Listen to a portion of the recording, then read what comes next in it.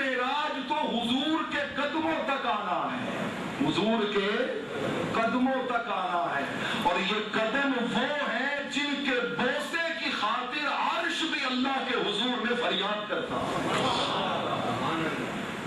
میرے آقا کریم علیہ السلام نے کنز العمال کی روایت ہے، آپ نے فرمایا ان لکل شیء بابا، فرمایا ہر عمارت کا ایک دروازہ ہوتا ہے، ہر باغ کا ایک گیٹ ہوتا ہے، جسے آپ اس باغ میں، اس گارڈن میں، اس گلشن میں داخل ہوتے ہیں۔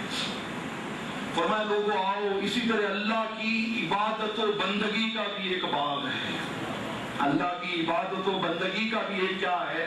باغ ہے۔ اس باغ میں کیا ہے؟ کہیں خواجہ معین الدین چشتی اجمیری اللہ کی معرفت کے جام پی رہے ہیں، کہیں حضور شیخ سید عبد القادر جیلانی اللہ کے دیدار کے جام پی رہے ہیں، کہیں صحابہ کرام دین کی لذتوں سے متلذذ ہو رہے ہیں، اور کہیں خود سید المرسلین اللہ کی معرفت کی شراب کے جام غٹا غٹ نوش فرما رہے ہیں۔ یہ باغ ہے۔ اب ہر باغ میں داخل ہوتے ہیں نا، کہیں آپ کو پھول نظر آتے ہیں، کہیں آپ کو کلیاں دکھائی دیتی ہیں، کہیں آپ کو اور باغ کا حسن و رعنائی نظر آتا ہے۔ عبادت الہی کے باغ کے حسن یہ ہے۔ اب من کرتا ہے نا ہم بھی داخل ہوں، اس باغ میں ہم بھی کیا ہوں؟ داخل ہوں، کہ اس طرح داخل ہو کہ جیسے ہی قدم رکھیں روح کو لذت آ جائے، روح کو لذت آ جائے۔ ہم نمازیں پڑھتے ہیں باغ کے باہر، ہم نمازیں پڑھتے ہیں باغ کے باہر، فرشتے داخل نہیں ہونے دیتے، کسی کے چہرے پہ حرام کی سیاہی ملی ہوتی ہے روک دیا جاتا ہے، کسی کے ہاتھ پر جھوٹ اور غیبت کی غلاظت ہوتی ہے بین کر دیا جاتا ہے، تم داخل نہیں ہو سکتے، کسی کے ساتھ صلہ رحمی نہ کرنے کا گناہ ہوتا ہے، داخل نہیں ہونے دیا جاتا۔ سو ہم نماز بھی پڑھیں تو باغ کے باہر پڑھتے ہیں، اندر داخل ہونے کی اجازت نہیں ملتی۔ میرے آقا نے فرمایا گھبراؤ نہیں، گناہ کتنے ہی کیوں نہ ہو، آؤ تم ایک ایسا دروازہ بتاتا ہوں کہ تمہارے گناہوں کی وجہ سے تمہیں باغ کے باہر روکا نہیں جائے گا، اسی لمحے تمہیں باغ کے دروازے سے باغ کے اندر داخل کر دیا۔ لکل شیء بابا، ہر شے کا دروازہ ہے۔ فرمایا وباب العبادت الصیام، فرمایا روزہ رکھ لو، ملائکہ بغیر کسی رکاوٹ کے تمہیں اللہ کی اطاعت کے باغ میں داخل ہو جائے۔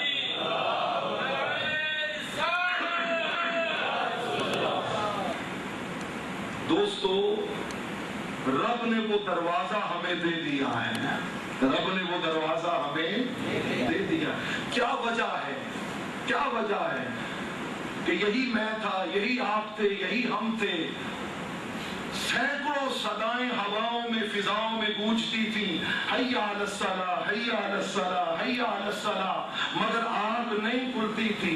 ارے کیا وجہ ہے؟ آج بچہ، جوان، بوڑھا، مرد، عورت بغیر کسی آواز کے جیسے ہی وقت سحر آتا ہے خود بخود بیدار ہو جاتا ہے۔ ایک ہی وجہ ہے کہ تب باغ کے باہر تھے، اب باغ کے اندر ہیں۔ باہر کا ماحول اور تھا، اندر کا ماحول اور ہے۔ جب اندر آ گئے تو اب اللہ کی اطاعت کی لذت انسان کو سونے نہیں دیتی، خود بخود جگا کے اس کو بیدار کر دیتی ہے۔ اب اس کی روح طاقتور ہے، باہر تھا تو جسم طاقتور تھا، دروازہ روزہ سے گزر کے باغ کے اندر آ گیا تو اب اس کی روح کیا ہو گئی؟ طاقتور ہو گئی، طاقتور ہو گئی۔ یہاں پر چار نام جو میں نے آپ کو عرض کیے، وہ میں عرض کرنے سے پہلے بہت ہی اہم نقطہ آپ کے سامنے رکھنا چاہتا ہوں، اور بالخصوص اہل محبت کے لیے، اہل ذوق کے لیے۔ سورہ بقرہ کی آیت نمبر 183، یہاں سے روزے کا، رمضان کا ذکر شروع ہوتا ہے۔ پورے رکوع میں چلتا ہے، پورے رکوع میں. آپ جا کے خود نکال کے اسٹڈی کر لیں. اللہ رب العالمین نے پورے رکوع میں رمضان کے احکام بیان کیے. کیا؟ رمضان کے احکام بیان کیے، برکتیں بیان کی. احکام بیان کیے ہیں، برکتیں بیان نہیں کی. ساری عبادتوں میں سب سے منفرد عبادت روزہ ہے. منفرد عبادت کیا ہے؟ روزہ ہے. کسی عبادت کے لیے اللہ نے نہیں کہا کہ نماز میرے لیے میں اس کی جزا نہیں، یہ نہیں کہا زکوٰۃ میرے لیے میں اس کی جزا نہیں، یہ نہیں کہا حج میرے لیے میں اس کی جزا نہیں. ہر عبادت کے لیے کہا یہ کرو جنت ملے گی، جنت ملے گی، جنت ملے گی.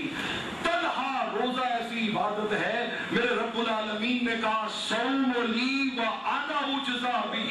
فرمایا قیامت کے دن روزہ دار ہوں گے، میرا حسن بے حجاب ہوگا، اور روزہ دار میرے حسن مطلق کے جلووں سے فیضیاب ہو رہے ہیں.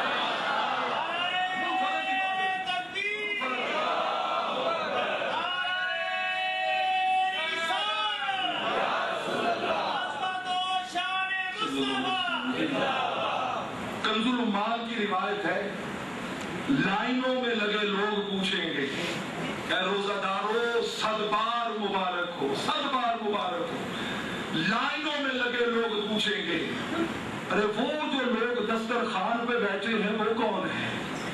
عرش کا سایہ ہے، دسترخوان بچھا ہے، لوگ حساب و کتاب کی تمام تلخیوں سے دور دسترخوان نعمت الہیہ پر بیٹھے نعمتیں کھا رہے ہیں. لوگ کہیں گے ہمیں حساب و کتاب کی پڑی ہے، کیا بنے گا؟ پل صراط سے کیسے گزریں گے؟ میزان پر کیا بنے گا؟ ارے یہ کون اہل محبت ہے کہ اللہ کے عرش کے سائے کے نیچے بے فکر بیٹھے اللہ کی نعمتیں کھا رہے ہیں؟ جواب آئے گا یہ کوئی اور نہیں، یہ روزہ دار ہے. یہ کون ہے؟ روزہ دار ہیں. وہ کہیں گے ان کو اتنا اعزاز کس لیے، اتنا اکرام کس لیے؟ جواب آئے گا جب تم کھاتے تھے یہ مولا کی رضا کے لیے بھوکے رہتے تھے، مولا کی رضا کے لیے بھوکے رہتے تھے.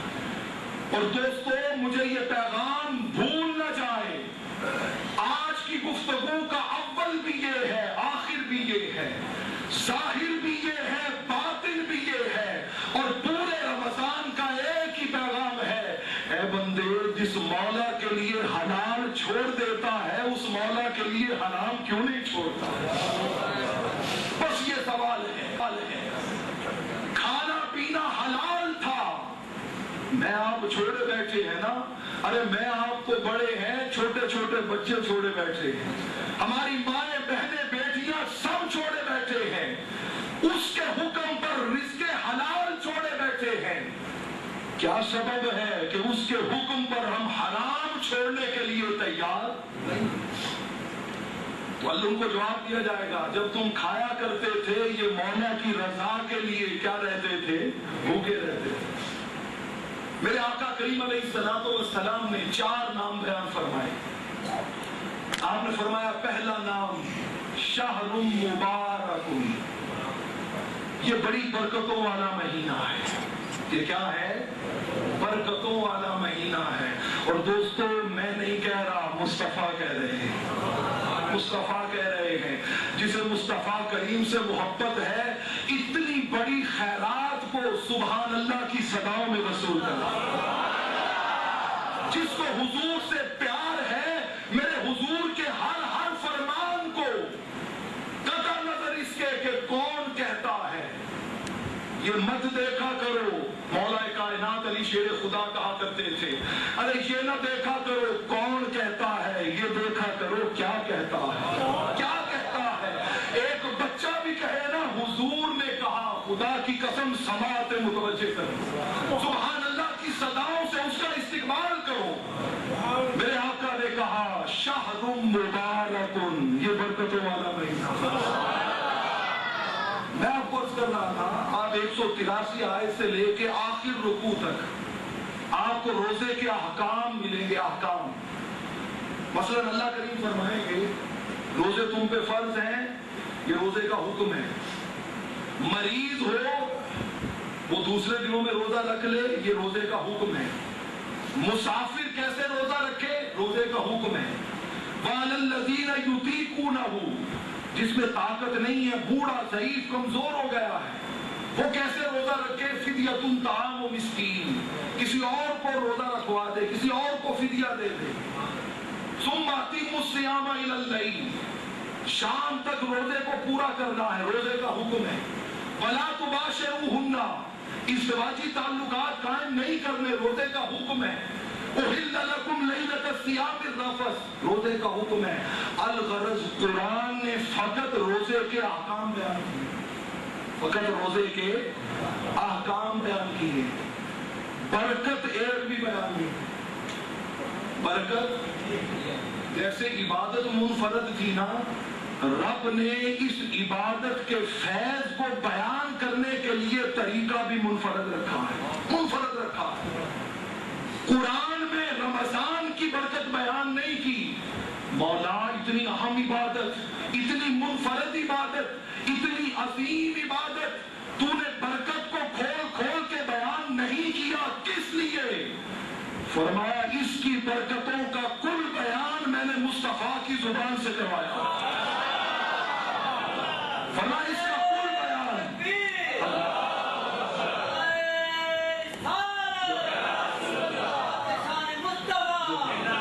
یہ قرآن نہیں کہتا، مصطفیٰ کہتے ہیں ارے آؤ روزہ رکھو زندگی کے سارے گناہ معاف ہو جائیں. یہ قرآن نہیں کہتا، حضور کہتے ہیں ارے آؤ وقت افطار جو دعا مانگو گے اللہ اس دعا کو قبول کرے گا.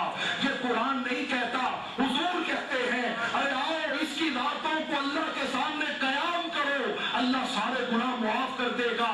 ارے یہ قرآن نہیں کہتا، مصطفیٰ کہتے ہیں آؤ روزہ رکھو تمہیں حسن مطلق کا بے حجاب دیدار کروایا جائے. جنت کے دروازے کھلتے ہیں، دوزخ کے دروازے بند ہوتے ہیں. شیاطین کو جکڑ دیا جاتا ہے. ایک نفل کا اجر پڑھا کے فرض کے برابر، فرض کا اجر پڑھا کے 70 فرضوں کے برابر، اللہ کے راستے میں خرچ کرنے کا اجر 10 گنا سے بڑھا کر 700 گنا. یہ ساری برکتیں قرآن بیان نہیں کر رہا. کون بیان کر رہے ہیں؟ حضور.